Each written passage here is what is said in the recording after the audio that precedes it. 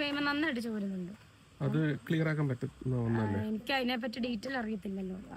ചോരുന്നുണ്ട്. അതിപ്പോൾ നമ്മളിപ്പോൾ നല്ലൊരു വീടാണ് അവർ തന്നെ നമുക്ക് എല്ലാവരും പറയുന്നില്ല, എന്താ പറയുക, ദാനം തന്ന വീടല്ലേ നീ എന്താണ് അങ്ങനെ ഇങ്ങനെ എന്നൊക്കെ കമൻസ് വരുന്നുണ്ട്. ശരിയാ, ദാനം തന്ന അത് വലിയ വലിയ കാര്യം തന്നെയാണ് ഞങ്ങൾക്ക് വേണ്ടി ചെയ്തത്. ഞങ്ങൾക്കല്ല, എൻ്റെ മക്കൾക്ക് വേണ്ടിയിട്ട് ചെയ്തത്. അപ്പം അതിനൊക്കെ ഒരുപാട് നന്ദി. മഴ പെയ്യുമ്പം ചോരുന്നുണ്ട്, അത് കുഴപ്പമില്ല, നമുക്കത് പരിഹരിക്കാവുന്നതല്ലേ ഉള്ളൂ. ബെഡ്റൂമിലൊക്കെ ലീക്ക് ഉണ്ടോ? ബെഡ്റൂമില് ഞാൻ കിടക്കുന്നിടത്തില്ല, ഋതപ്പം കിടക്കുന്നിടത്ത് ചോരുന്നുണ്ട്. പിന്നെ ഹോളിലും ഉണ്ടല്ലേ? ഹോളിൽ നന്നായിട്ടുണ്ട്, ലിവിങ്ങില് ഉണ്ട്. വലിയൊരു വീട് തന്നെയാണ്, ഏറ്റവും വലിയൊരു അനുഗ്രഹം തന്നെയാണ് വീട്. കയറി കിടക്കാമല്ലോ നമുക്ക്, വാടക ഒന്നും കൊടുക്കാതെ അവർ തന്ന വലിയൊരു ഉപകാരം തന്നെയാണ് കുഞ്ഞുങ്ങൾക്ക് വേണ്ടിയിട്ട് കൊടുത്തത്. പിന്നെ ഞങ്ങൾ നിൽക്കുന്നതിനാണോ അറിയില്ല, ഇവിടെ എല്ലാവരും കിടന്നപ്പം ഞാൻ ഇങ്ങനെ ചിന്തിക്കുമായിരുന്നു എങ്ങനെയും എല്ലാം വാടകയ്ക്ക് പോയാൽ, പക്ഷെ അതിനുള്ള കാശും എൻ്റെ കയ്യിലില്ല. അതുകൊണ്ടാണ്, കാരണം ഈ കേട്ട് മടുത്ത് കുഞ്ഞുങ്ങളുടെ വീട്, കുഞ്ഞിനെ ഇപ്പോൾ ഒറ്റയ്ക്കാക്കാൻ പറ്റത്തില്ലല്ലോ നമുക്ക്. അല്ല, ഞാനിങ്ങനെ എനിക്ക് ഇതൊക്കെ കേട്ട് ആലോചിക്കുന്നെന്നാണ് ഞാൻ പറഞ്ഞത്. ഞാൻ തീരുമാനിച്ചിട്ടില്ല, കാരണം ഇങ്ങനെ കേട്ട് മടുത്ത്. ഏതായാലും കിച്ചു അവിടെ പഠിക്കുമോ കൊല്ലത്ത്, ഋതപ്പനെ ഒറ്റയ്ക്ക് അവിടെ നിർത്താൻ പറ്റത്തില്ല, കുഞ്ഞാണ്. അവന് 5 വയസ്സേ ഉള്ളൂ, 6 വയസ്സായില്ല, 5 വയസ്സിലാണ് നിൽക്കുന്നത്. ആ കുഞ്ഞിനെ ആ വീടിനകത്ത് ഒറ്റയ്ക്ക് നിർത്താൻ ആർക്കെങ്കിലും പറ്റില്ല. അതുകൊണ്ടാണ് ഞങ്ങൾ താമസിക്കുന്നത്. അതിൻ്റെ പേര് കേൾക്കാവുന്നതിൻ്റെ മാക്സിമം കേട്ടു. ബക്കറ്റ് ദാനവല്ലേടി, ചവിട്ടി ദാനവല്ലേടി എന്നൊക്കെ പറഞ്ഞ് കുറേ കേൾക്കുന്നുണ്ട്. ഞാൻ ആലോചിച്ച് കുറച്ച് പൈസയൊക്കെ അയക്കഞ്ഞ് എങ്ങനെയും വാടകയ്ക്ക് താമസിക്കണമെന്നൊക്കെ ഇങ്ങനെ ഒരു ചിന്തയേ ഉള്ളൂ. എനിക്കറിയില്ല എന്താ, മക്കളുടെ വീടാണ്, നമുക്ക് താമസിക്കാം. പക്ഷേ ഈ ആൾക്കാർ വെറുതെ ഓരോന്ന് സത്യം അറിയാതെ പറഞ്ഞുകൊണ്ടിരിക്കുകയല്ലേ, അതിൻ്റെ ഒരു ചെറിയ വിഷമം.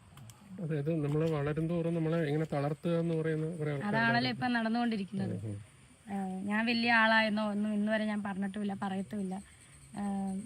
എന്താ പറയുക, എനിക്കൊരാൾ സ്നേഹത്തോടൊരു മുട്ടായി തന്നാൽ പോലും എന്നും ഞാൻ അവർക്ക് വേണ്ടി പ്രാർത്ഥിക്കാറുണ്ട്, അവരെപ്പറ്റി ഓർക്കാറുണ്ട്. അവർക്ക് എന്നും നന്ദിയുള്ളവളായിട്ട് തന്നെയാണ് ഇരിക്കുന്നത്. പിന്നെ എന്തുകൊണ്ടാണ് ഇങ്ങനെ നെഗറ്റീവ് അടിക്കുന്നത് എനിക്കറിയില്ല. കാരണം ഒരുപാട് ആൾക്കാർ സ്ട്രഗിൾ ചെയ്യുന്നുണ്ട് ഇതുപോലെ ഒന്ന് ആകാൻ വേണ്ടിയിട്ട്, എത്താൻ വേണ്ടിയിട്ട്. പക്ഷെ രേണുവിന്റെ വളർച്ച എന്ന് പറയുന്നത് പെട്ടെന്നായിരുന്നു. അതുകൊണ്ട് തന്നെ സ്വാഭാവികമായിട്ടും ആൾക്കാർക്ക് അങ്ങനെ ഉണ്ടാവും അല്ലേ? ആവോ അറിയില്ല, ഉണ്ടാവട്ടെ എന്നല്ല, അല്ല ശരി, അങ്ങനെ ഉണ്ടാവരുതെന്നല്ലാതെ എനിക്കൊന്നും പറയാനില്ല. കാരണം ഞാനിപ്പോഴും എന്താ പറയുക, സുധിച്ചേട്ടൻ്റെ പേരിൽ അല്ലെങ്കിൽ സുധിച്ചേട്ടൻ്റെ പേര് മുൻനിർത്തി ഞാൻ ബാക്കിൽ നിൽക്കാൻ ആഗ്രഹിക്കുന്ന ഒരാളാണ്. അതായത് ഇപ്പം അതിനകത്ത് വരും, അവൾ സുധിച്ചേട്ടൻ്റെ പേരെടുത്ത്, അതല്ല ഞാൻ ഉദ്ദേശിച്ചത്. സുധിച്ചേട്ടനെ എന്നും മുന്നിൽ നിർത്തിയിട്ട് ഞാൻ പുറകെ നിൽക്കാൻ ആഗ്രഹിക്കുന്ന ഒരു വ്യക്തിയാണ് ഇന്നും. അപ്പോൾ അല്ലാതെ ഞാൻ വലിയ ആളായിട്ടോ ഒന്നുമില്ല ഈ ആൾക്കാർ കരുതുന്ന പോലെ. ഞാൻ വന്ന വഴി ഒരിക്കലും മറക്കത്തുമില്ല, ആ വന്ന വഴി തന്നെ പോകുന്ന ഒരാൾ തന്നെയാണ് ഞാൻ. എല്ലാ ദിവസവും സുധിച്ചേട്ടൻ ഒരിക്കലെങ്കിലും ഓർക്കാറില്ലേ? എന്നും ഓർക്കാറുണ്ട്. ഇപ്പം 2 വർഷമായില്ലേ, 2 വർഷവും 1 മാസവും കഴിഞ്ഞ് ഓർക്കാറുണ്ട്. ഇപ്പം എല്ലാവരും എന്നിപ്പോൾ ഓർത്തിട്ട് പറയാൻ പറ്റില്ല. അർഹതപ്പെട്ടവർക്ക് വീട് കൊടുക്കുക, അത് നിങ്ങൾക്ക് പ്രാർത്ഥന കിട്ടും. ഓരോരോ പ്രാർത്ഥനയിൽ നിങ്ങളുടെ പേരുണ്ടാവും. ഇവർക്കൊന്നും വീട് കൊടുത്തിട്ട് ഒരു കാര്യമില്ല. ഒരു നേരം ഒരു സ്വന്തം വീടില്ലാതെ കണ്ണീരൊലിപ്പിക്കുന്ന എത്ര വീട്ടുകാരുണ്ടെന്ന് ഞാൻ കാണിച്ചു തരാം.